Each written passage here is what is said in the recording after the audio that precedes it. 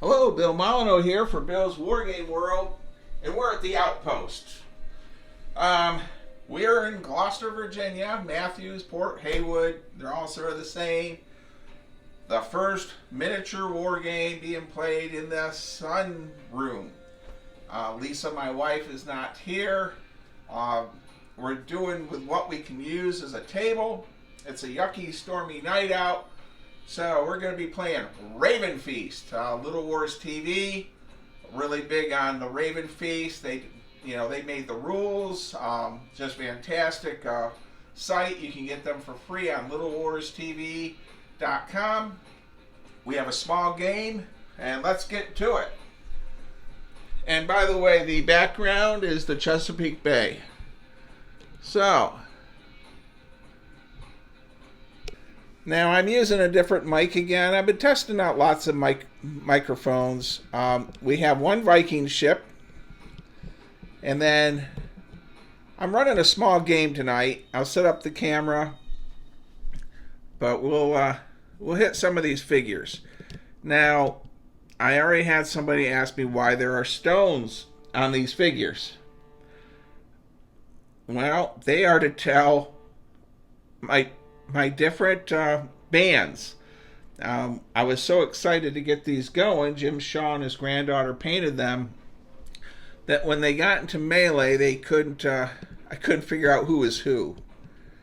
All right, so in our game here, both sides are starting off the same. 6 spearmen. We have 2 archers, 3D printed by the great Josh Warliff. We have the secondary commander with 2 hit points, and my rules are sitting somewhere. And then our Jarl, our main leader. And of course, our Berserker. Now, this is a small game. The object of the game is simple. We are going to have our Viking ship there, which we'll go over and take a look at in a moment. Their mission is to get off either one of these pathways. All right, let's go look at our Viking ship. All right, everyone. Our Viking ship has the same figures. I'm going to pick it up here.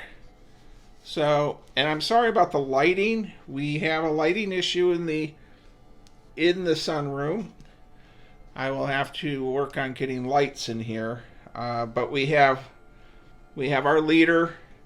And you're going to have to excuse me. I know a lot more about the French-Indian War than I know about the Viking Age. Also, our Viking ship in transport from Baltimore, we lost our tailpiece. We're going to have to glue that again. So, found my rule sheets. So, really quickly, and again, I'm not affiliated with Little Wars TV. They're wonderful guys and gals there. And they produce these. And anyone can go on the internet and get them. So our Jarl is our leader. A Husklar is secondary in command. A Herdman, a Bondi Archer, Bondi Spearman, and Thrall. So, in our game, we are doubling everything because we are using 54 millimeter. So they'll move 12 inches or 6 through the woods, and we're going to cost an extra 2 inches across the stream.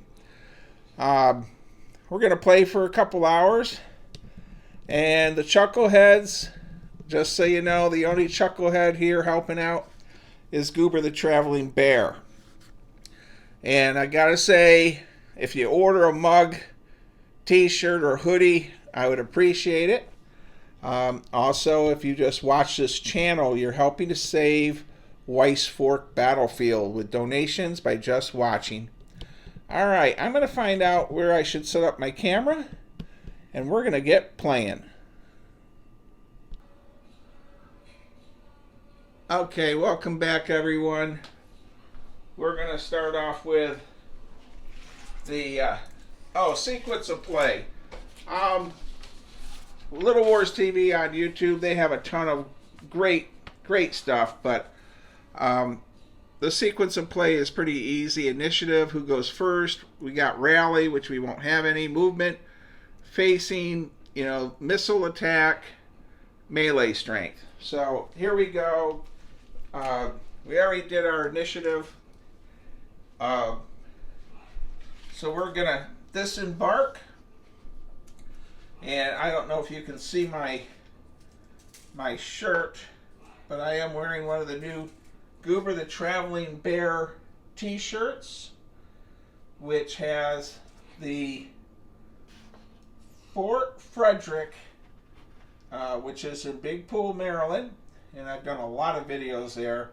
And it's funny because they have a wall, and on their walls there they have signs that say, "Please do not climb on the walls." So, of course, I have Goober the Traveling Bear climbing a wall. So, I have my archers leading with 4 spearmen, my leader, Berserker, and my second in command, who has 2 hit points. When I move again, I will rearrange them. I did not put anyone in the woods. All right, my plan with these fellows will be simple. We're going to do I'm going to send, my shield wall should be more than 4 figures to build one. So for tonight, we're going to bend the rules a little, Wars. And we're sending out our Berserker, our leader, and our second in command, followed by the 2 archers. Now, what I'm going to do with my spearmen is I'm going to send them into the woods at half speed. And the idea is I won't move these any further, and I'll try to come up and flank them. Now, Mark's figures, which we're using at 54, I mentioned this several times. This is a toothpick, so followed by a button. And you know what? I know my painting on the buttons wasn't as good as it could have been, but my gosh, I'm happy with it. And it's really cool looking out across the Chesapeake Bay. By the way, 2 days ago, a big sailing ship was cruising by. A 5-master, I was told. I saw pictures of it. The neighbor across the street actually took pictures from my backyard of it. I was in Baltimore. All right. We have no combat. Our archers for missile combat. Well, believe it or not, the archers have moved too far to fire. So, but next turn, they might be able to lob some arrows. We'll pause the camera here. All right, our rock clan, which we'll call the Rock Clan, and the other clan we will call the Stick Clan. And Derek asked me, I had to figure out a way to know who is who. So my plan, of course, we had discussed that, was we're going to have our Rock Clan try to do a flanking maneuver, and I'm going to continue moving the spearmen through the woods at 6 inches. Now, if I move my archers more than 6, they can't fire. And the other thing is, I don't want to get shot by those archers. So I brought back my main leader, my secondary leader, and Berserker. And then I'm moving up my 2 archers. And they only move 6. We're using double movement and ranges because of 54mm scale. Now, the next thing we need to do is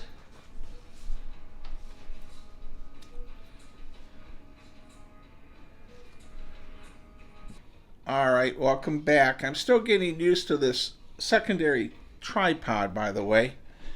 My forward archers are going to move, and they only move 6. Now, I'm going to send my spearmen, and I probably should be using correct Viking terms, but I'm not.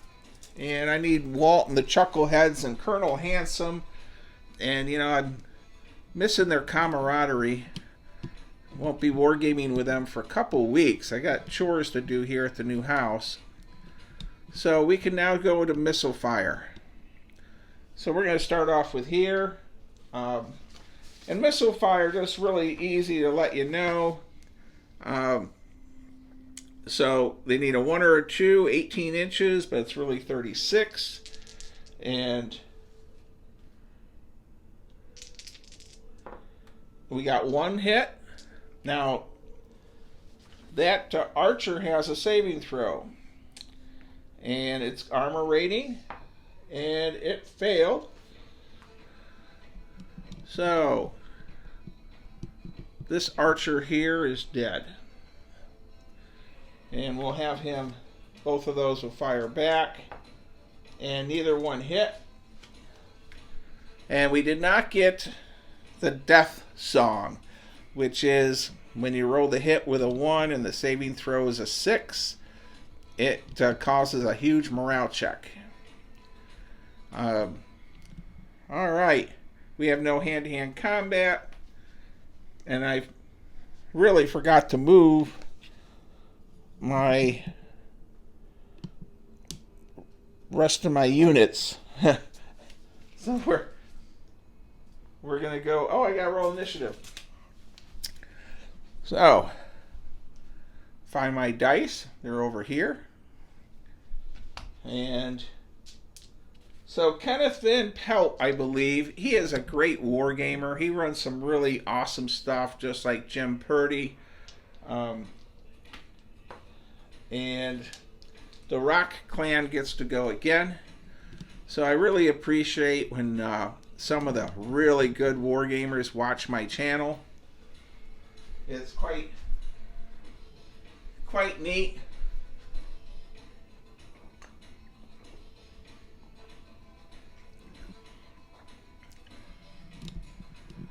All right, I'm going to continue with this flank march. Now the rules say 2 inches. I don't know how I should adjust that for the 54. I think I'll stay at 2 inches. So my archers are going to go in the woods a little bit. You know what? They're winning the archer battle.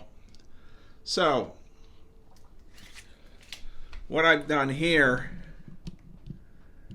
is I need Walt here. Walt does a lot of our directing on how to film at the Chucklehead Nights. So I've placed my Yar here, which is my top leader, with 3 hit points. My Huskler with 2 hit points. And my Crazy Berserker. He gets multiple attacks at 1 through 4 to hit. And then I have my 2 archers. And I have them pull. They can shoot up the road. And then my spearmen are coming around on the flank. Now we're going to move these fellas up. And we'll send this archer up just 6. And now, supposed to have 6 figures for a shield wall.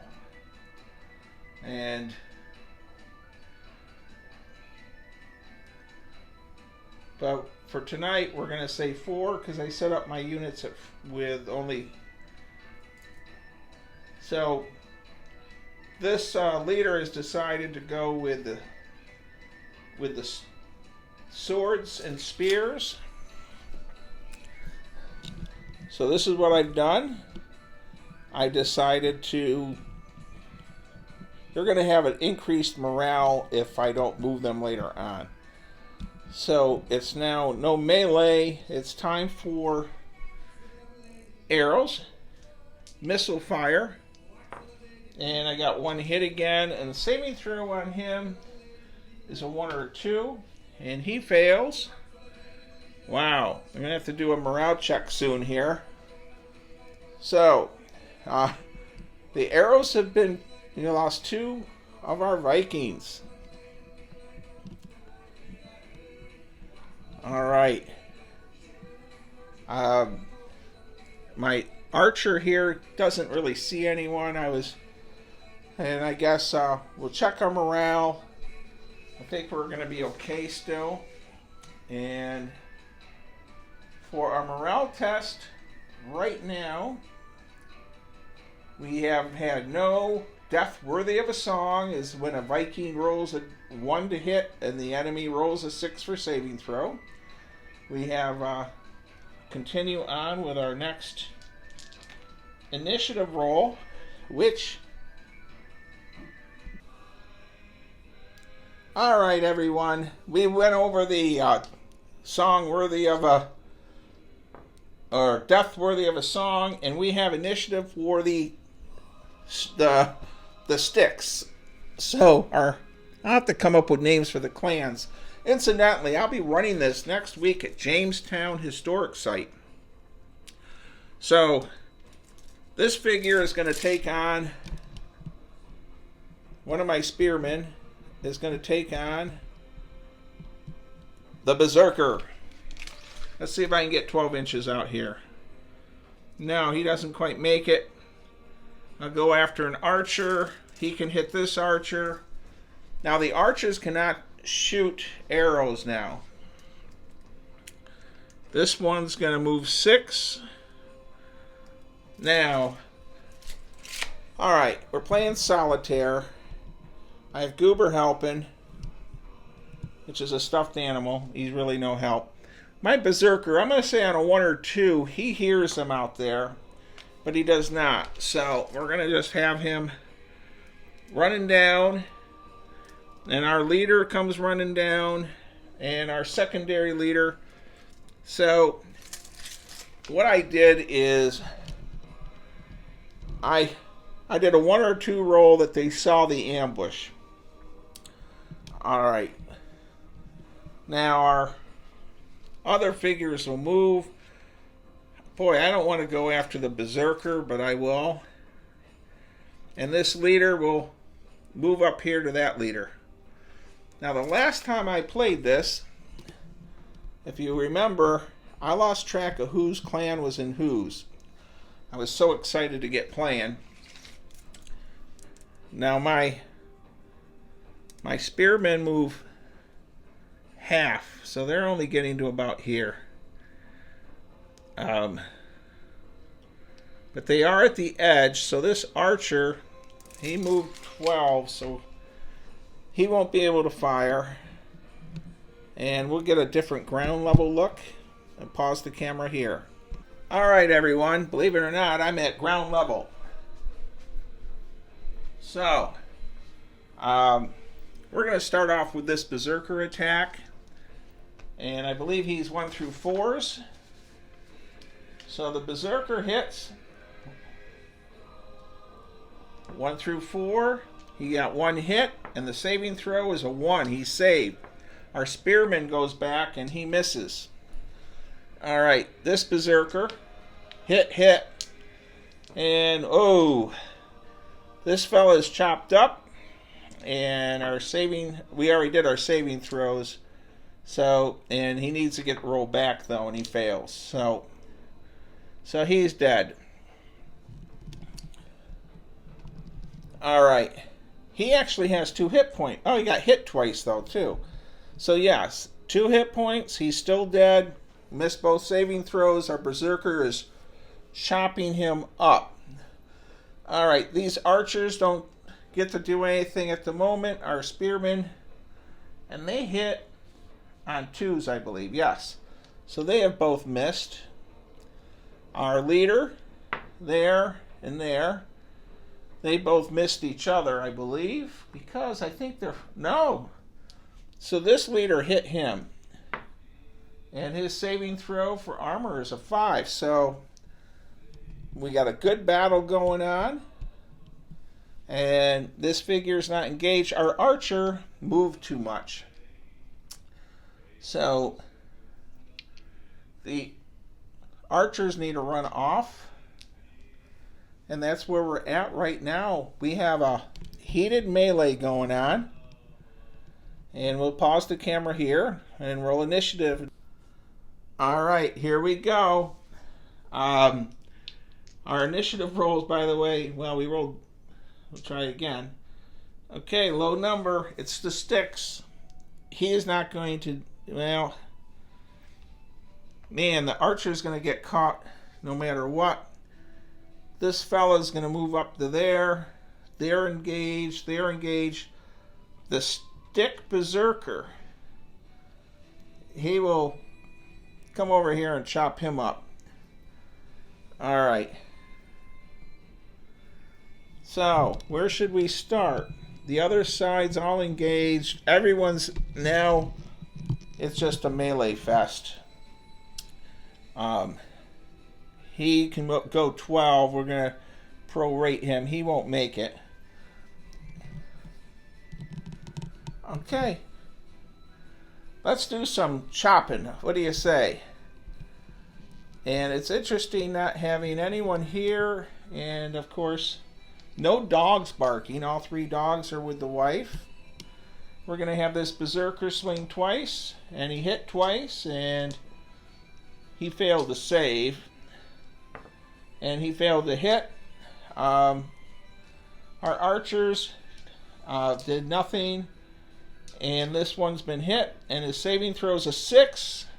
And, gosh, I think I rolled a 1. I need to go slower.